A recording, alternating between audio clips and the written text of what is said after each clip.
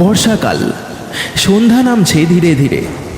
গ্রামের কোনো এক প্রান্তে একটা ছোট্ট ক্লাব ঘরের মধ্যে আড্ডা জমিয়ে বসেছে কিছু কলেজ পড়ুয়ার দল। রাজু, বাপি, সুমন আর তন্ময়, এই চার বন্ধু মিলে সপ্তাহ শেষে একজোট হয়ে আড্ডা দেয় এই ক্লাব ঘরে। পড়াশুনো থেকে একটু চাপমুক্ত হতে তারা প্রতি শনিবার সন্ধ্যাবেলায় এই ঘরে বসেই গল্প ঠাট্টা করে। তবে আজ তাদের মধ্যে সবাই উপস্থিত থাকলেও একজনের এখনো দেখা মেলেনি। কি ব্যাপার বলতো? তন্ময় এখনো এসে পৌঁছালো না। ওই তো সবার আগে এখানে আসে। বাপি, একবার ফোন করে দেখ তো, মনে হয় বৃষ্টিতে রাস্তায় আটকে পড়েছে। বাড়ি থেকে বেরোনোর সময় তো ওকে ফোন করেছিলাম, ও বলল ওর আসতে নাকি একটু দেরি হবে। তা আর একবার ফোন করেই তো দেখতে পারিস। বেচারা মনে হয় বৃষ্টির জন্য আসতে পারছে না। আচ্ছা দাঁড়া, দেখছি আমি।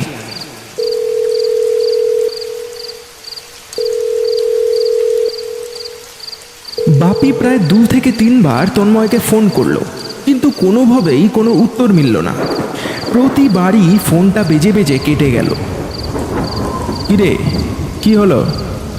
না রে, অনেকবারই তো ফোন করলাম, কিন্তু কেউই ফোনটা তুললই না।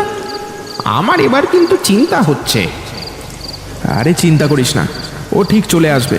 মনে হয় বাড়ি থেকে ফোন নিয়ে বেরোতে ভুলে গেছে।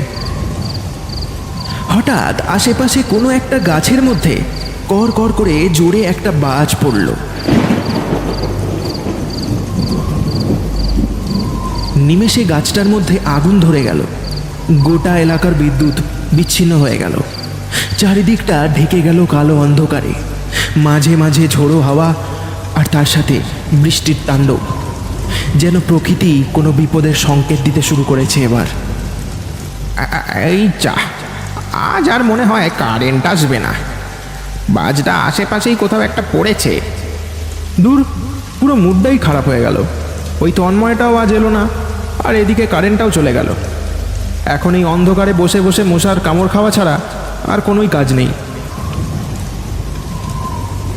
এই কেউ একটা কিছু জ্বালার ব্যবস্থা কর দেখি। অন্ধকারে কোথায় কি থাকবে, বর্ষাকাল তার ওপর।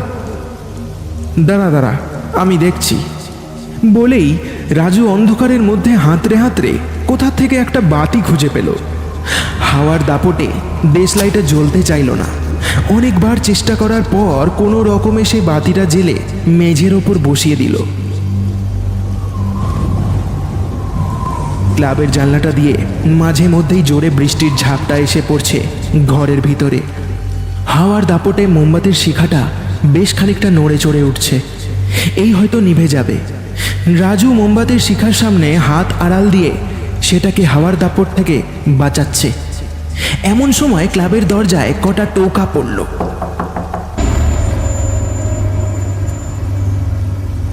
কে?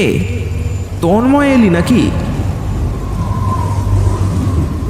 কিছুক্ষণ চুপ, তারপর দরজার ওপার থেকে উত্তর এলো, আমি তন্ময়, এই দরজাটা খোল, খুব ভিজে গেছি। হ্যাঁ হ্যাঁ, এই তো যাচ্ছি যাচ্ছি বলেই সে দরজাটা খুলে দিল। দেখল তন্ময় ভিজে একেবারে সপ সপ করছে।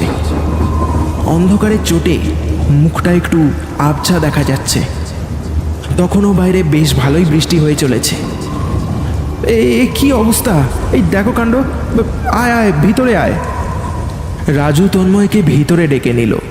তারপর একটা গামছা তাকে মোছার জন্য দিল। থাক, এটা লাগবে না। কি আশ্চর্য, লাগবে না মানে? তুই তো একেবারে ভিজে সপ সপ করছিস। না মুছলে যে এবার ঠান্ডা লেগে জ্বর আসবে। তন্ময় আবারও কিছুক্ষণ চুপ করে থাকলো।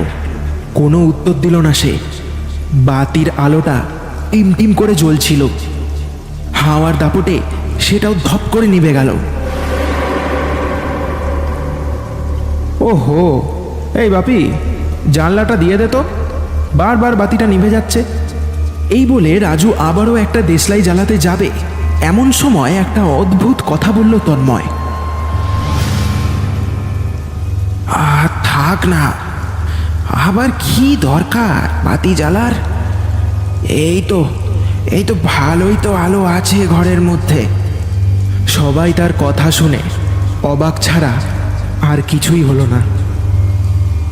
এই, তোর কি বৃষ্টিতে ভিজে মাথাটা খারাপ হয়ে গেল নাকি? কি সব আবল তাবল বকছিস বলতো তখন থেকে? ঘরের মধ্যে তুই আলো কোথায় দেখতে পাচ্ছিস? এটা বলে রাজু বাতিটা আবারও জ্বেলে দিল। এবার আর কিছু হলো না। রাজুর কথা মতো বাপি জানলাটা বন্ধ করে দিয়েছে। ঘরের মধ্যে এবার একটু হলেও আলো ছড়িয়েছে। হ্যাঁ, এবার বল দেখি, এই তোর কি হয়েছে? তখন থেকে ভুলভাল কথা বলে যাচ্ছিস। আর এত বৃষ্টিতে তুই ছিলি কোথায়?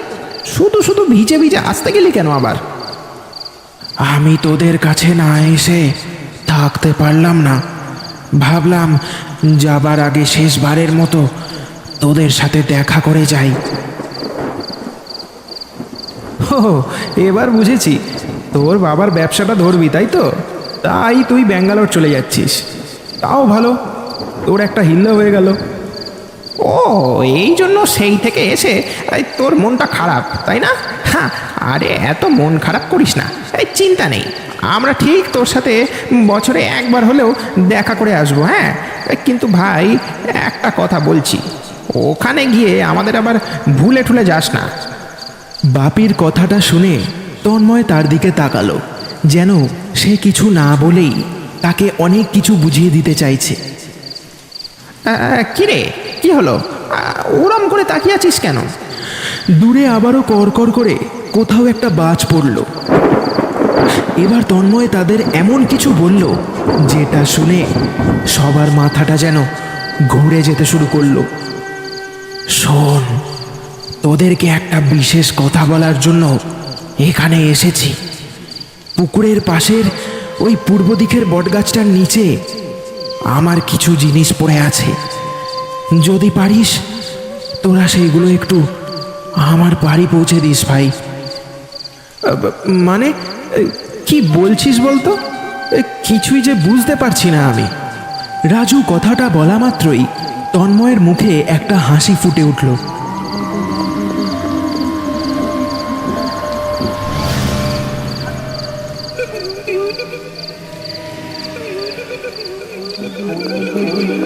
বিশাল একটা গালচেরা হাসি হেসে উঠল সে। তার চোখের মণিগুলো এখন ক্রমশ ছোট হয়েছে। তার শরীর দিয়ে কেমন যেন এক প্রকারের ধোঁয়া বেরিয়ে চলেছে। বিভৎসতার মুখটা সবাই দেখে যেন ভয়ে জমে যেতে লাগলো। কেউ ভাবতেও পারেনি যে আজ তাদের সাথে এমন কোনো ঘটনা ঘটবে।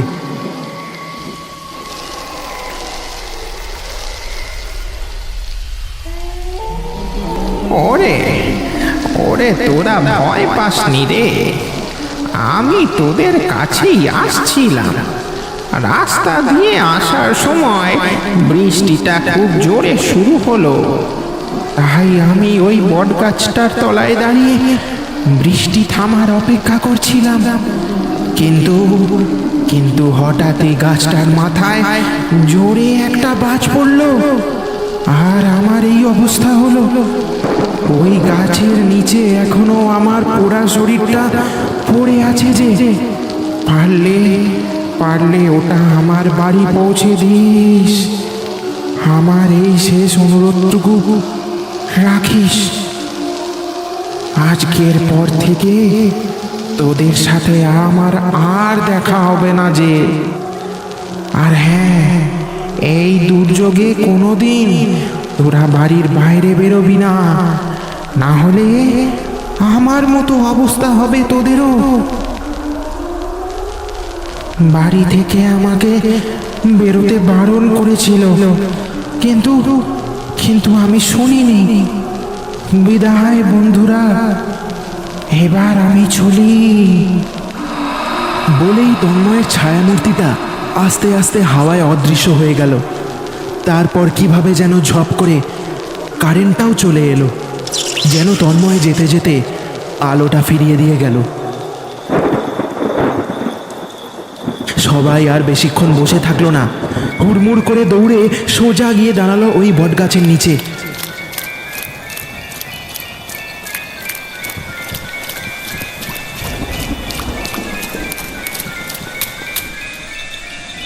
তারপর যা দেখলো তাতে ওদের সারা গায়ের রক্তটা যেন জমে বরফ হয়ে যেতে শুরু করলো।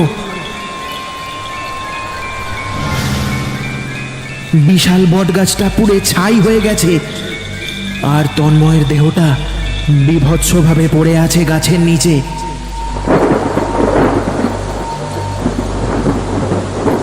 সারা শরীরটা পুড়ে ঝাল চামড়া উঠে গেছে, চোখগুলো বাইরে ঠেলে বেরিয়ে এসেছে, মুখটা হাঁ করা।